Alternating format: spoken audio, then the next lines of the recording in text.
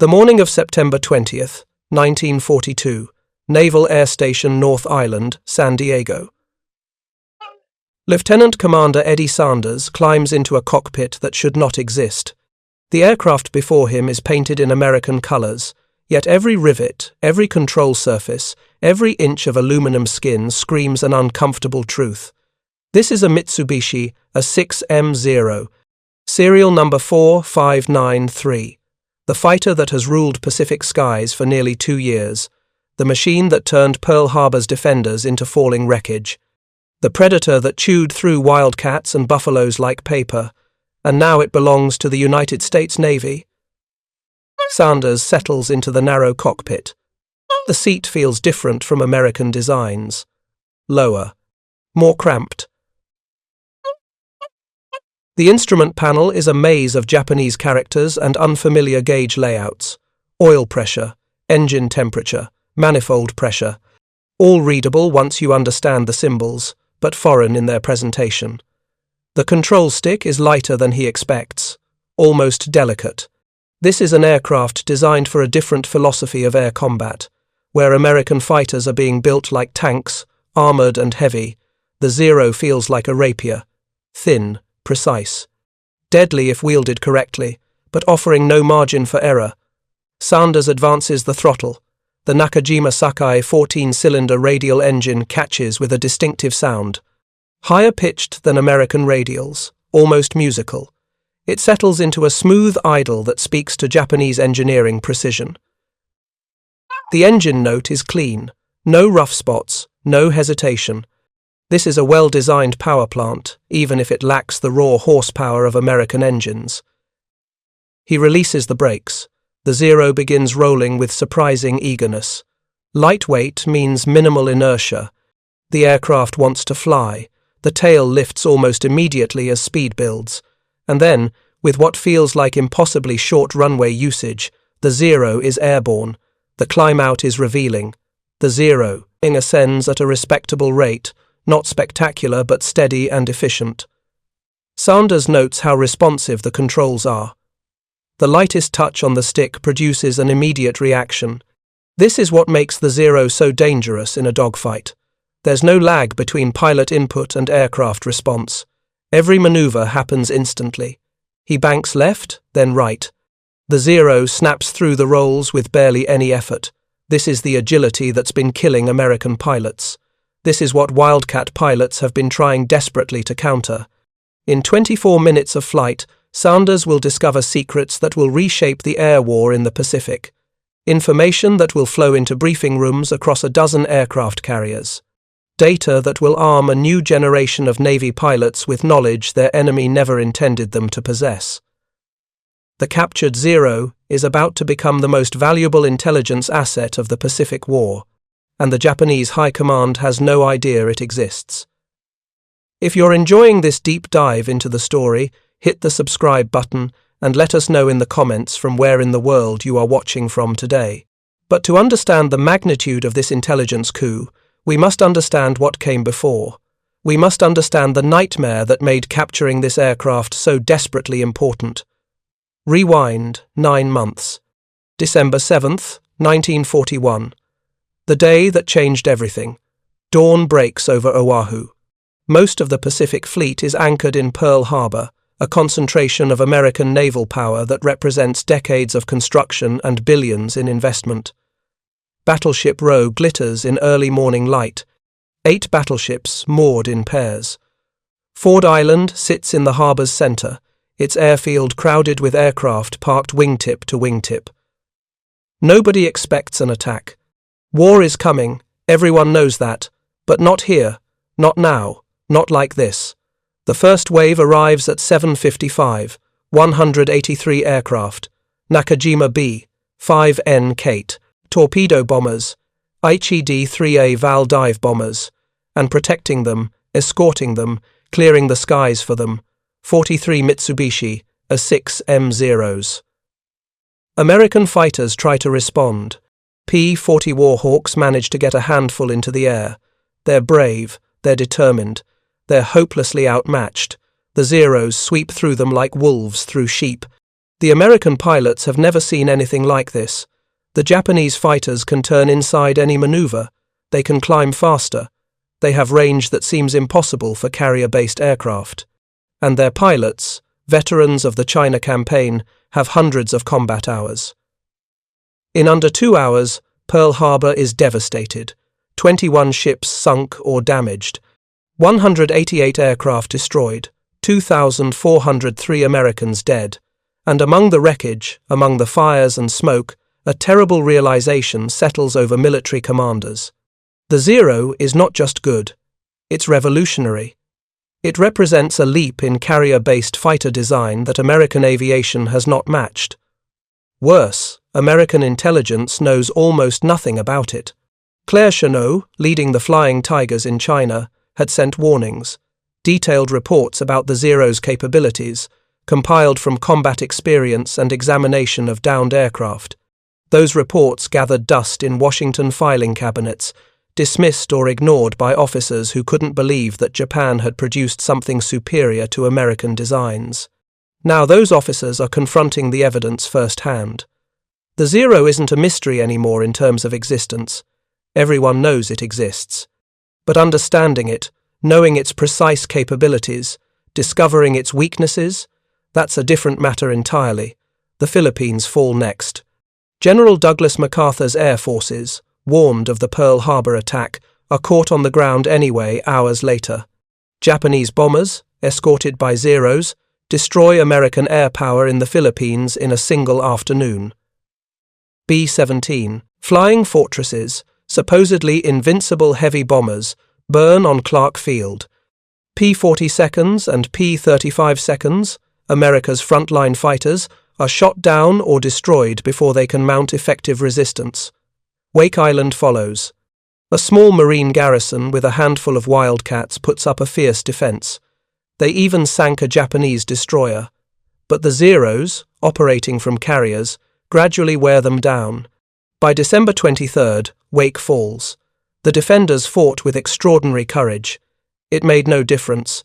Guam is taken almost without resistance. Hong Kong falls on Christmas Day. In January, Japanese forces invaded the Dutch East Indies. Oil, that's what Japan needs. Oil to fuel its war machine, oil that American embargoes have denied.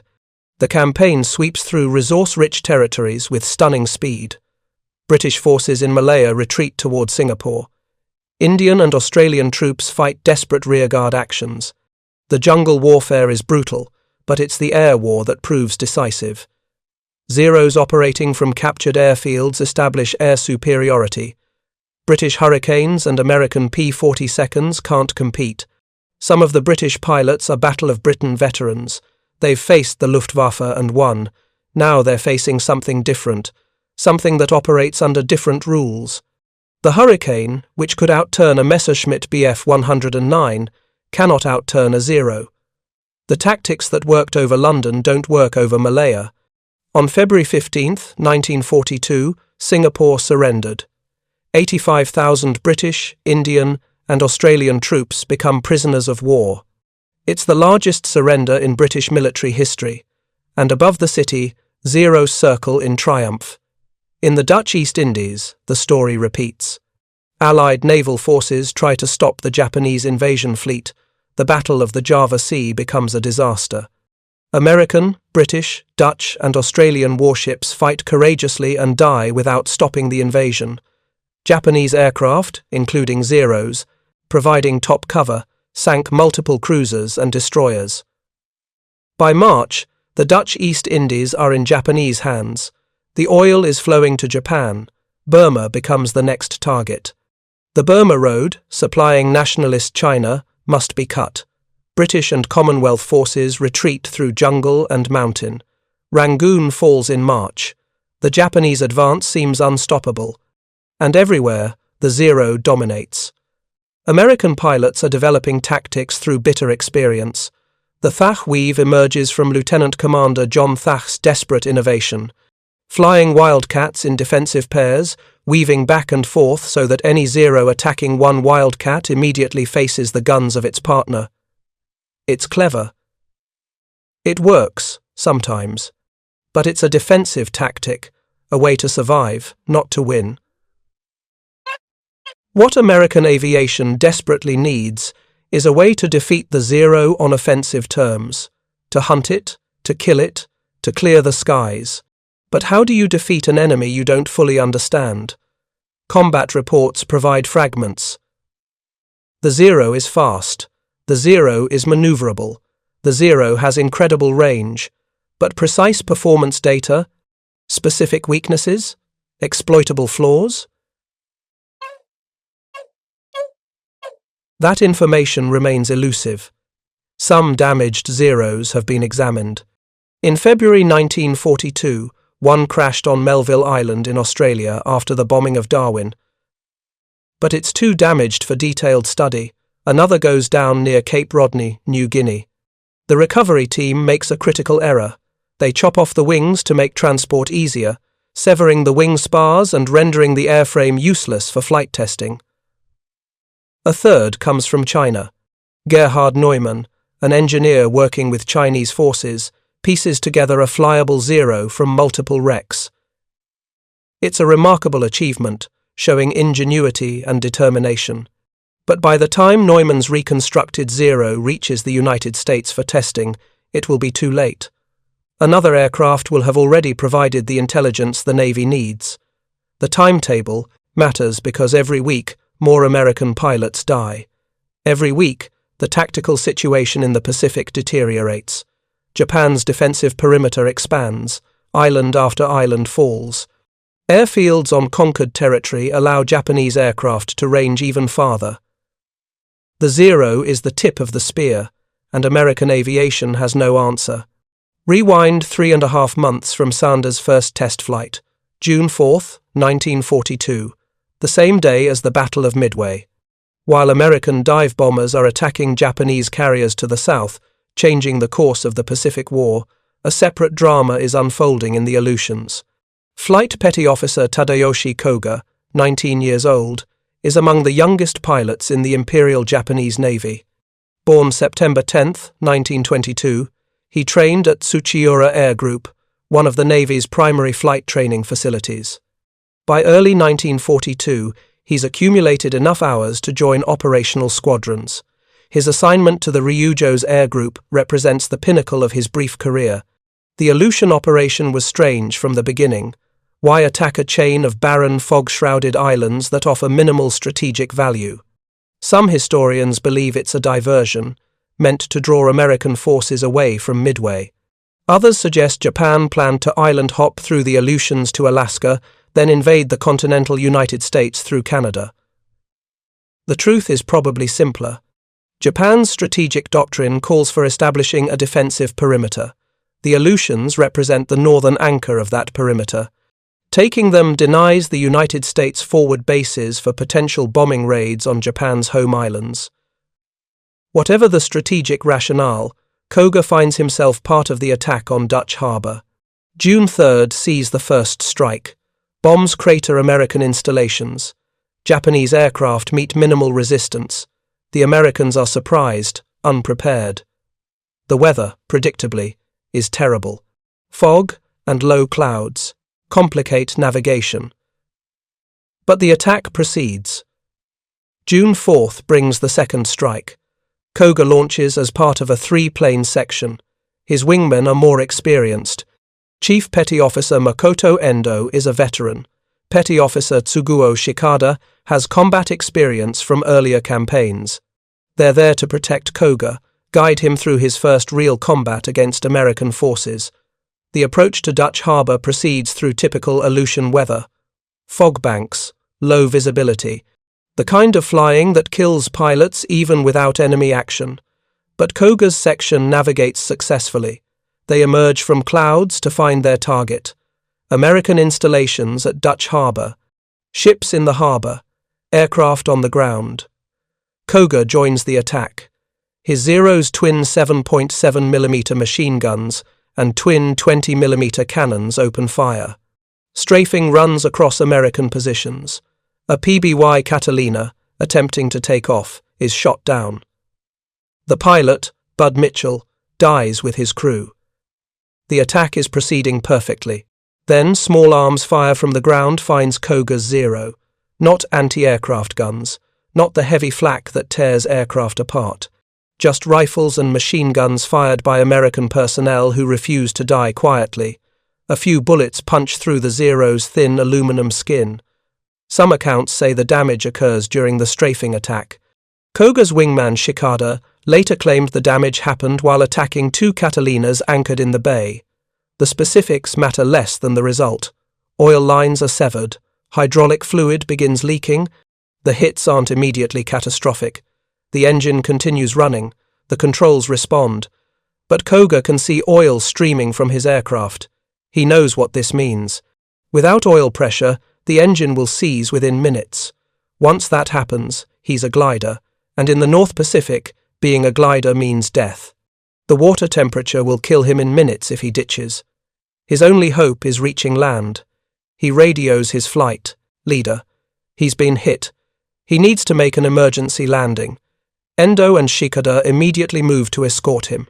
The designated emergency landing site is Aleutian Island, 25 miles east of Dutch Harbour.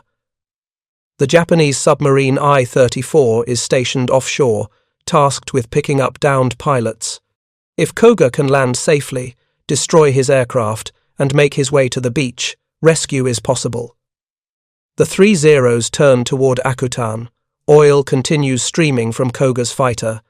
The cockpit probably smells of hot oil and hydraulic fluid. The engine temperature gauge is likely rising. Koga knows he doesn't have much time. Aleutian Island emerges through fog. Barren, rocky, treeless. But there, half a mile inland from Broadbight, is what appears to be a perfect emergency landing site. A level valley floor. Grass covering what looks like solid ground. Long enough for a landing, flat enough to be safe. Koga circles once. Shikada circles with him. On the second pass, Shikada notices something.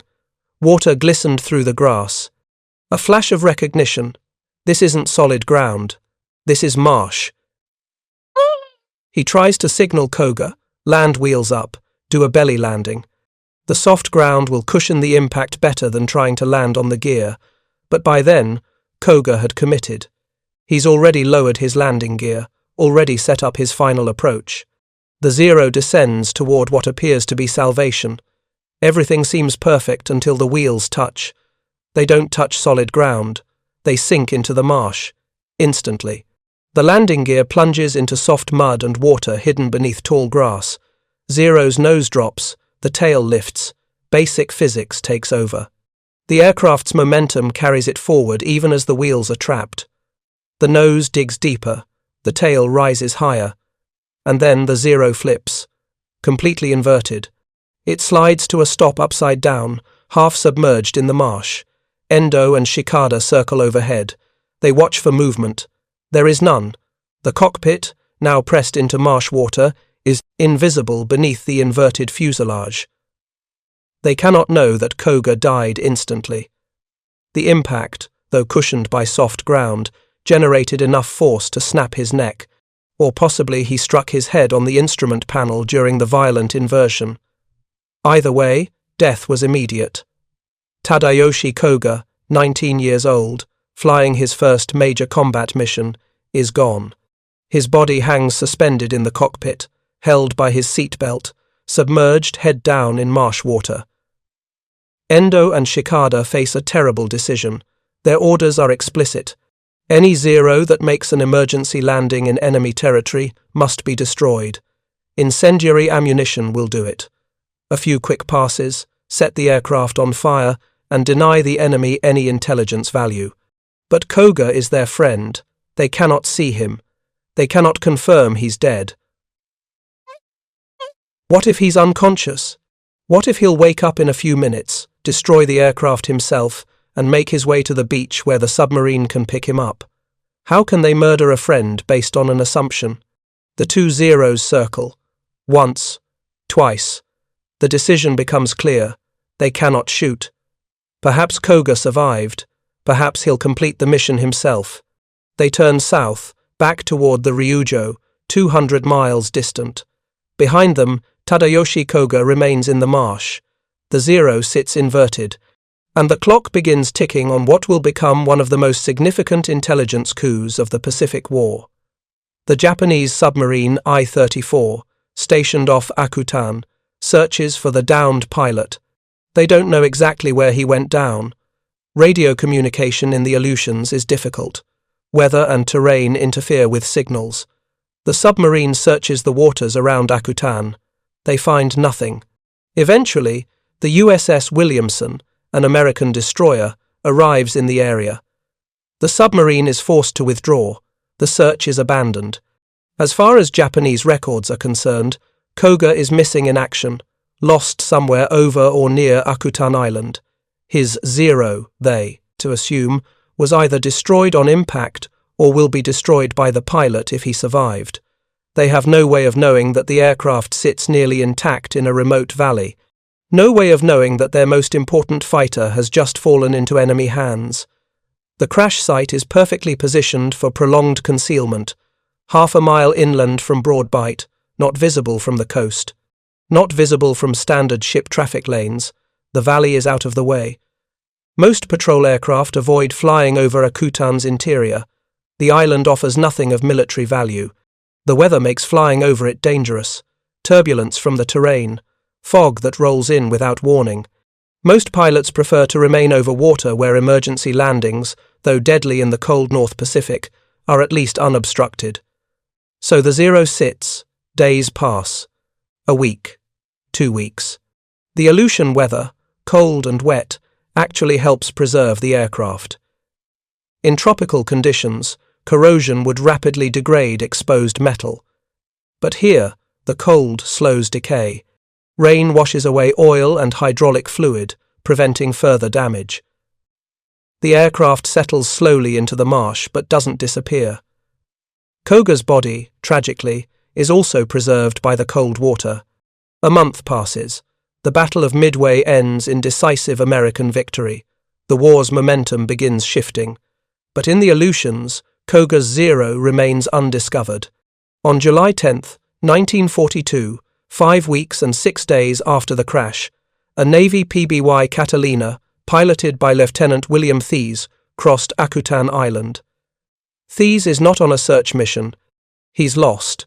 His patrol flight used dead reckoning navigation, standard procedure in the instrument-sparse Aleutians, but dead reckoning accumulates errors. Thies finds itself off course. He spots the Shumagin Islands and uses them to reorient toward Dutch Harbour.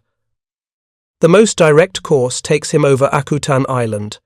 Machinist Mate Albert Knack, serving as plane captain, spots something in a valley below. An NA aircraft shape, inverted. Wrong colour for American markings. The PBY circles. From altitude, the details resolve. It's a Zero, intact. The discovery is radioed immediately to Dutch Harbour. The intelligence value is recognised instantly. A recovery operation begins organising. July 11th, the next day, Thies pilots a team back to the crash site. They land on the marsh nearby. Approach the inverted Zero. The windscreen is partially submerged in water. Inside, they find Koga's body, 19 years old, dead for more than a month. They remove him from the cockpit with difficulty and respect. This is a young pilot who never had a chance. They bury him on a small rise about 100 yards from the crash site. A hasty grave, but marked. Koga deserves at least that dignity. Then they examine the Zero. The assessment is astonishing. The landing gear was damaged, sheared off when it plunged into the marsh. The propeller blades are bent from striking the ground during the flip. The canopy was damaged where it hit the marsh. The vertical stabilizer is slightly bent. But the airframe? Intact. The wings? Undamaged except for minor bending at the tips. The engine appears salvageable. The control surfaces? All present and functional. This is not a wrecked aircraft. This is a repairable aircraft. This is a flyable aircraft. The recovery operation shifts from intelligence collection to aircraft salvage. Lieutenant Robert Kerms leads the effort beginning July 13th. The challenges are immense. The Zero weighs about 4,000 pounds empty. But it's also full of marsh water, fuel remaining in the tanks, oil in the engine. The total weight is far higher. And it's a quarter-mile from the nearest beach across soft, unstable ground that cannot support vehicles. The recovery team improvises brilliantly. They lay pierced steel planking from beach to crash site. The same interlocking metal plates used to build temporary runways can create a roadway across marsh. The work is brutal. Aleutian weather doesn't cooperate. Wind, rain, fog. Temperatures barely above freezing even in July. But the value of the prize drives them forward. They carefully right the Zero. Water drains from the cockpit and fuselage. They inspect every inch, document the damage, plan the repairs needed. By late July, the Zero was created. The wings are detached. The fuselage wrapped in protective covering. Everything is transported to the beach and loaded onto the USS Street Mihiel. The ship departs July 25th. Destination: Seattle. The voyage south is uneventful. The Street Mihiel arrives in Seattle August 1st. From there, the Zero travels by barge to Naval Air Station North Island, San Diego. Security is absolute. Military police guard the shipment 24 hours a day. News of the capture spreads through Navy aviation channels but remains classified. The Japanese must not learn that an intact Zero has been recovered. If they discover the loss, they might change tactics, modify aircraft, alter operational procedures. The longer they remain ignorant, the more valuable the intelligence. The Zero arrives at North Island in early August. Repairs begin immediately under conditions of utmost secrecy. The hangar is off limits except to authorized personnel. Armed guards at every entrance. No photographs allowed except official documentation. The work proceeds methodically. Navy mechanics familiar with radial engines find the Nakajima Sakai to be well designed. Foreign, yes, but logical. The principles are sound. The execution is excellent. The damaged landing gear requires complete reconstruction. American mechanics fabricate replacement struts using the damaged originals as templates. The hydraulic systems are repaired. Lines replaced where bullets severed them. The propeller, a 3-blade Sumitomo design, is carefully straightened and balanced. Each blade is measured precisely. Any imbalance will cause vibration that could tear the engine apart. The vertical stabilizer is straightened using jigs and hydraulic presses. The rudder adjusted. Wingtips hammered back into shape. Flaps inspected and repaired. The canopy, damaged during the flip, is restored to proper function. The entire process takes about 6 weeks. By mid-September, the Zero is ready. The distinctive red Hinamaru roundels, the rising sun markings of Japanese military aircraft, are painted over. American markings applied. A blue circle with white star on the fuselage. The transformation is complete. Enemy aircraft become intelligence assets. Eddie Sanders, chosen for his experience as a test pilot, receives the assignment. Fly the Zero, document everything. Performance, handling, strengths, weaknesses. Create a comprehensive report that can be distributed throughout Navy aviation. Sanders approaches the task with professional caution. This is an aircraft that has killed hundreds of American pilots. Now he's going to fly it, push it, and find its limits. On September 20th, 1942, he taxis to the runway. The engine start had been surprisingly smooth. The Nakajima Sakai caught on the first attempt, settled into a steady idle. Oil pressure is normal. Engine temperature rising properly. All systems responded correctly. The Zero feels alive. Now comes the real test. Sanders advances the throttle. The Zero accelerates rapidly, much more rapidly than a Wildcat. The lightweight is immediately apparent. The tail lifts after just a few seconds of roll. The Zero wants to fly. Sanders lets it. The wheels leave the runway after an impressively short ground run. The climb begins. This is where Sanders starts learning. The Zero climbs at a respectable rate, not spectacular by itself, but efficient. The efficiency comes from low weight and clean aerodynamics. Every pound saved during design is a pound that doesn't need to be lifted. Every streamlined surface is drag that doesn't exist. American designers are learning to value ruggedness. Japanese designers valued efficiency. Neither approach is wrong. They're simply different philosophies meeting in combat. Sanders levels off and begins exploring the flight envelope. He starts conservatively. Gentle turns, speed changes, altitude variations. Everything responds smoothly.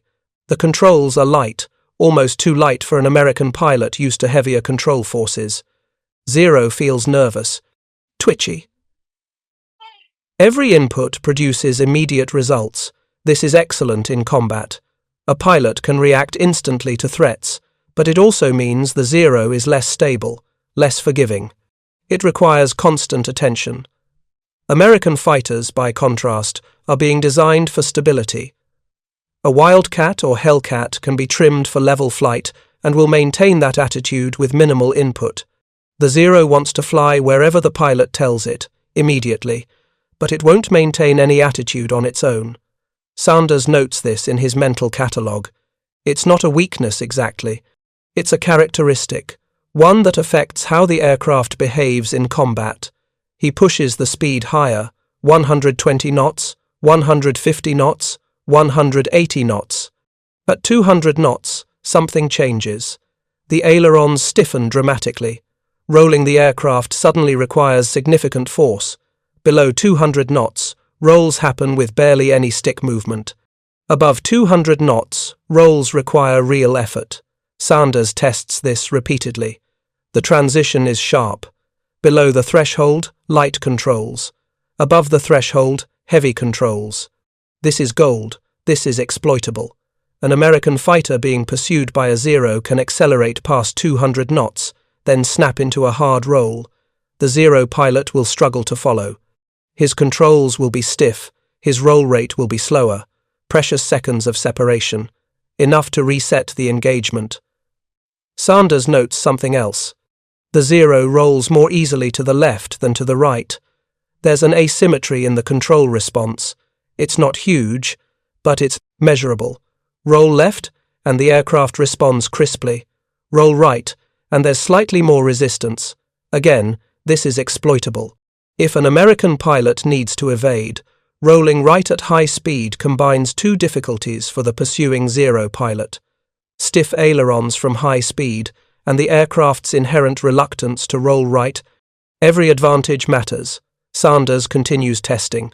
He tries various maneuvers, loops, barrel rolls, split S recoveries.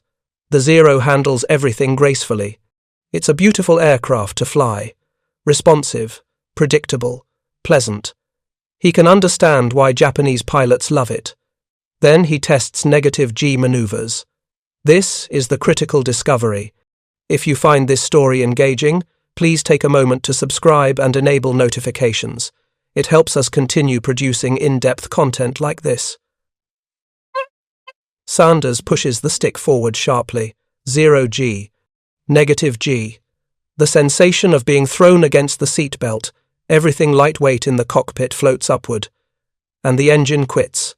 Completely. Instantly. The propeller continues windmilling, but the engine has stopped firing. No power, no thrust. Just wind noise and the sound of a dead engine. Sanders pulls back to positive G. The engine coughs, sputters, catches. Power returns. He tries again. Push forward, negative G. Dead engine. Pull back, positive G. Restart. Every single time. The float-type carburetor cannot handle negative G loads. When the aircraft pushes over, fuel is thrown away from the carburetor float. The engine gets no fuel. It quits. This is the answer. This is what American pilots need to know. When a Zero gets on your tail, don't turn.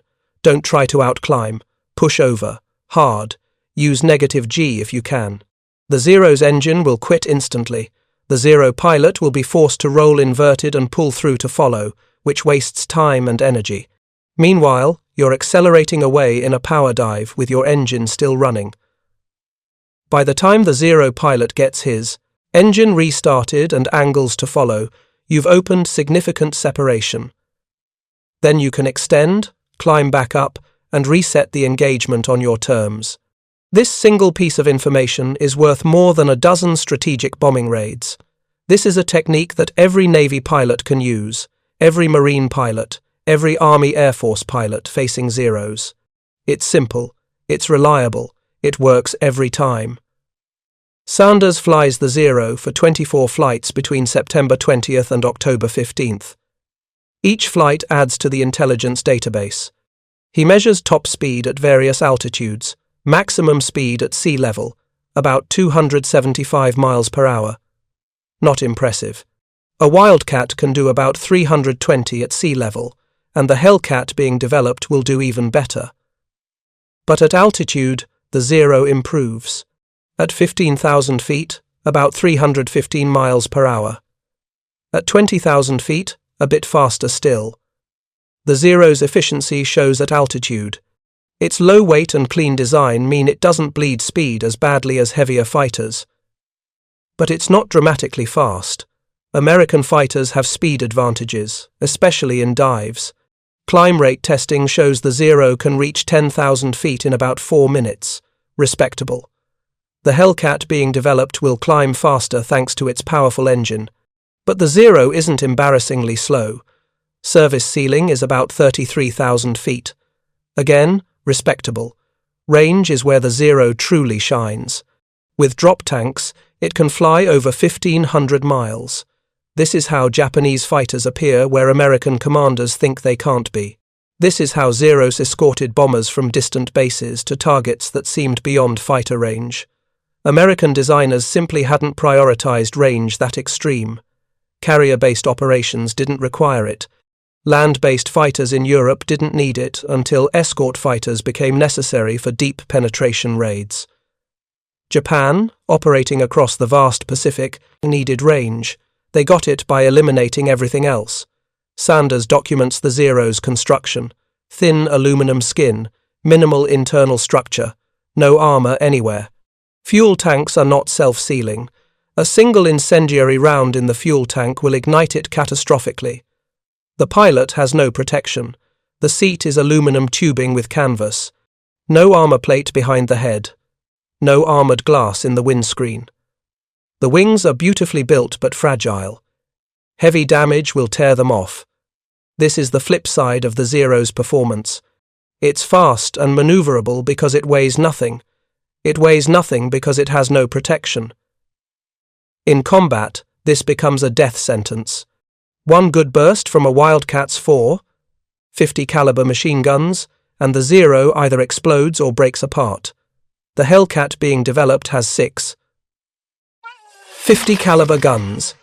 2 good seconds of fire from a Hellcat delivers about 130 rounds into the target.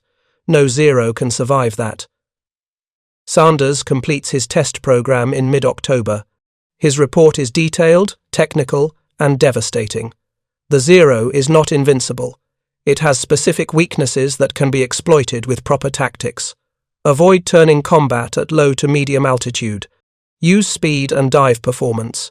Execute negative G maneuvers to force engine failure. Roll right at high speed to compound control difficulty. Hit hard with heavy firepower because the Zero cannot absorb damage. These tactics are specific and actionable. They can be taught, they can be practiced, they can save lives. The report circulates rapidly through Navy aviation channels. Informational Intelligence Summary 8.5 is published. Technical Aviation Intelligence Brief Number 3 follows. Fighter squadrons receive copies. Training commands incorporate the findings into instruction. Pilots heading to the Pacific get briefings on Zero capabilities and limitations. The intelligence is classified but widely distributed within naval aviation. Every pilot who might face a Zero receives the information.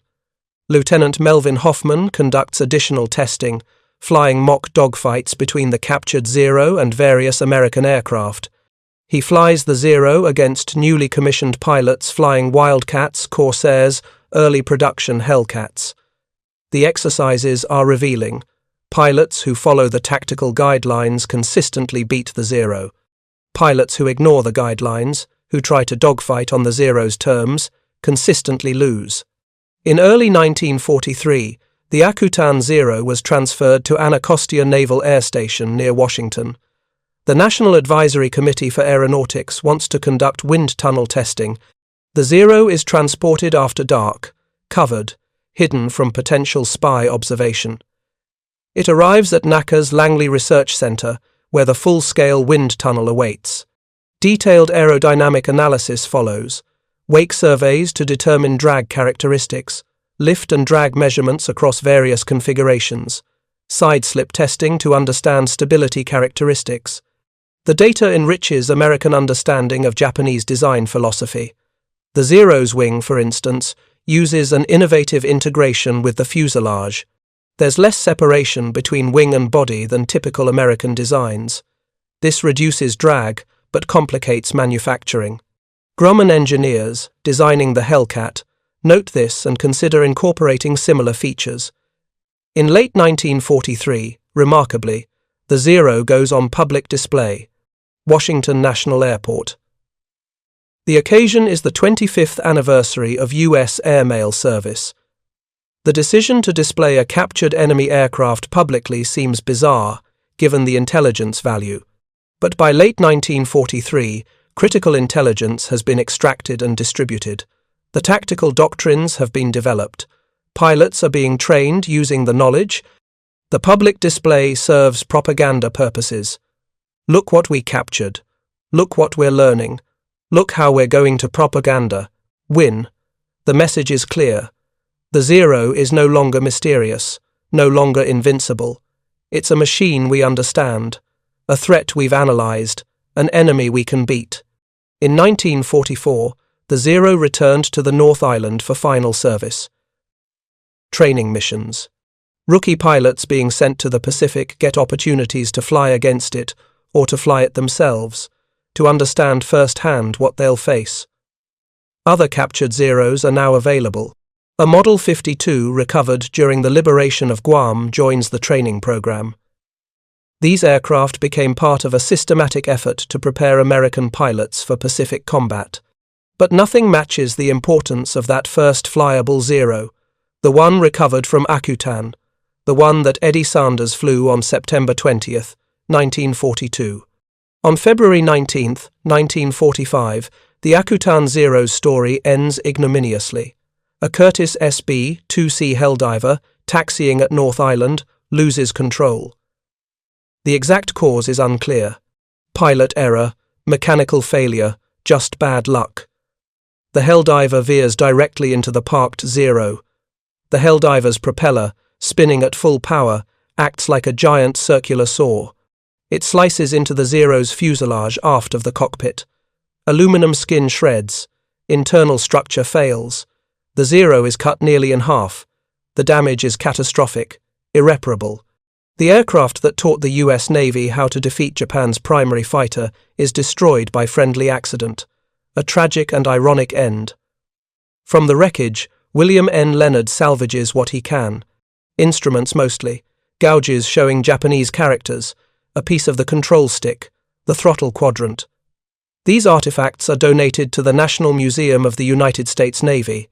The Alaska Heritage Museum receives small pieces. The Smithsonian National Air and Space Museum gets fragments, physical reminders of an intelligence coup that changed the Pacific War. Koga's body remained on Akutan Island until 1947. An American Graves Registration Service team, conducting post-war operations to identify and properly bury war dead, exhumed his remains from the hasty grave. Not knowing his identity, they reburied him on Adak Island, further along the Aleutian chain, in a cemetery for unidentified war dead. In 1988, American author Jim Reardon, working with Japanese businessman Minoru Kawamoto, traced Koga's remains through military records. They were eventually identified and properly honored. But the story of the Akutan Zero is not primarily about one young pilot's death or one aircraft's destruction. It's about intelligence. It's about knowledge. It's about American forces learning to defeat an enemy that had seemed invincible. And it's about the F-6F Hellcat, the fighter that would use this knowledge to devastating effect. Because while the Hellcat's development predated the Akutan Zero's capture, The tactical doctrine that made the Hellcat so lethal came directly from those 24 test flights in September and October 1942. Sanders reports. Hoffman's mock dogfights. The systematic analysis of Zero characteristics. This information flowed to training commands, to combat squadrons, to every pilot who would climb into a Hellcat cockpit. And they used it. They used it to achieve a 19-to-1 kill ratio that stands as one of the most lopsided combat records in aviation history. Thank you for reading. For more detailed historical breakdowns, check out the other videos on your screen now, and don't forget to subscribe.